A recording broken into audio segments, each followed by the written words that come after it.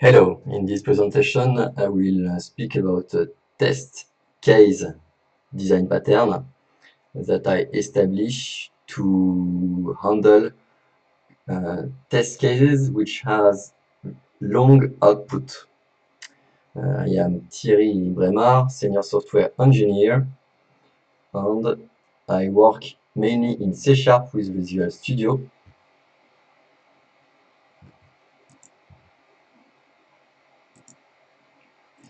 So I have here a test case. So just before going inside the design pattern that I want to explain, I will just make a little sum up of how a test is normally organized.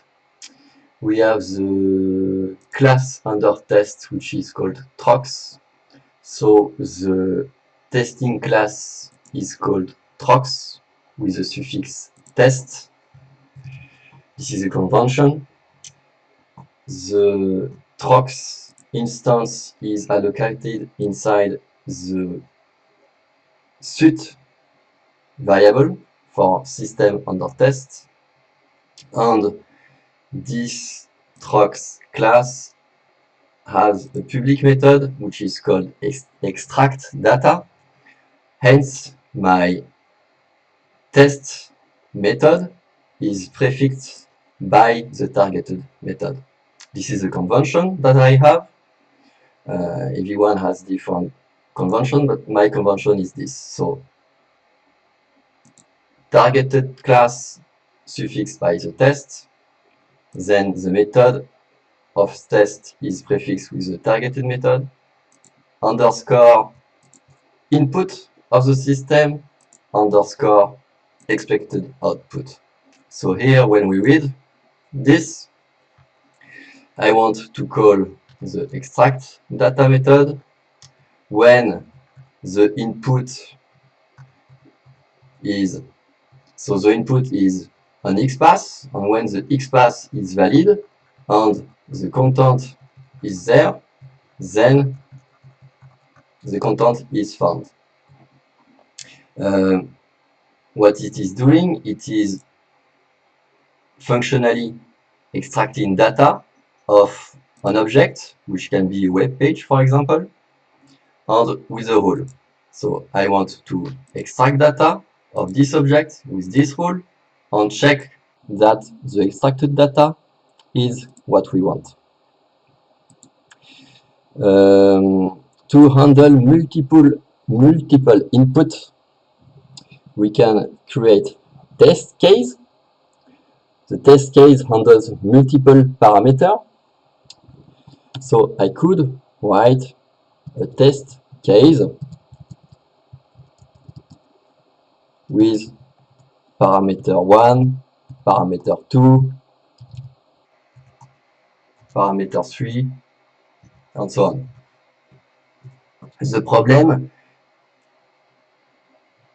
in this situation is that the input was quite long. The input here is the content of an HTML page, plus the rule is complex, and this could lead to an input which will be like a lot of character like this, and this leads to the problem of test readability. In order to avoid this kind of thing, the pattern that I propose is to give inside the test case an enumeration as input. So test sample ID is an enum with the different scenario that I want to establish. The enum variable, the enum value, is put inside the test case method. It is put inside then a factory method. The factory method creates a sample, and the sample gives the input of the targeted method. In addition of giving the input of the targeted method, it also gives the expected output. So this is a pattern. Give an enum, create via a factory the input of the targeted method, and with the same object, check the output. So how this is done? So this design pattern, the test case design pattern that I propose, uses internally different patterns, so at least the factory pattern.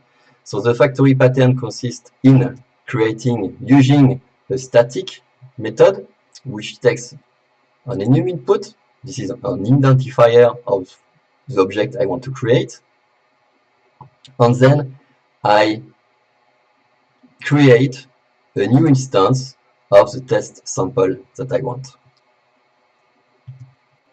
The test sample that I want has the objects, which are the input of the targeted method, and the expected output. But before doing this, I use the sample ID and use a dictionary which stores all the samples. And if we go to the definition of the dictionary takes the enum as input and returns a test descriptor. The dictionary is allocated during the setup method. We instantiate the dictionary and then we add for each enum a specific object which contains the definition of the test. So, for example, this is the definition of the test. I have HTML input, then the second parameter of the targeted method, which is the XPath, and then the expected output. So you can really read this scenario, and the purpose of using a factory method with an enum is more handling complex test cases where the input of the test cases are long. So, for example, you cannot create a test case with this inside the definition of the code. So this is this, and the setup method is called by the setup test setup.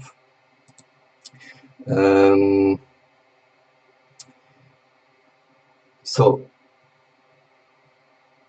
this also enabled us to respect one test principle. Indeed, one test principle is the readability. And here we have the pure test case architecture. Arrange, act, assert, with quite a complex thing inside of the arrange step. So we create the sample, we just check that the dictionary contains the sample, then we take the sample from a dictionary. The sample creates user input in the format of string. Each sample has string definition.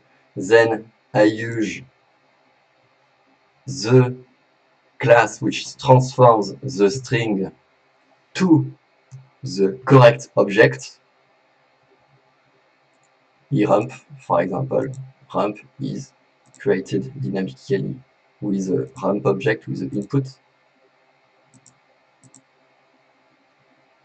Return.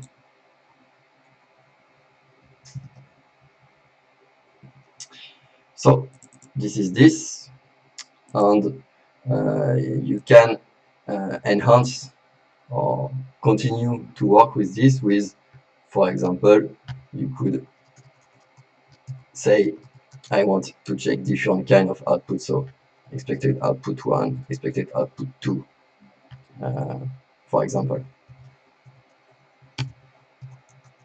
What I want also to stress is that the createSample method is conform with the open-closed principle. So this factory method will not evolve, and if we want to add a new test vector, we will have to modify the code in another place. So we have to create a new field with a new test descriptor and instantiate a new entry in the dictionary, and of course creating a new enum. So this is everything I wanted to explain. And one more time, the purpose of this mechanics is because the input is long string. If the test case would have as input small amount of arguments or simple arguments, it is not necessary to use a factory like this.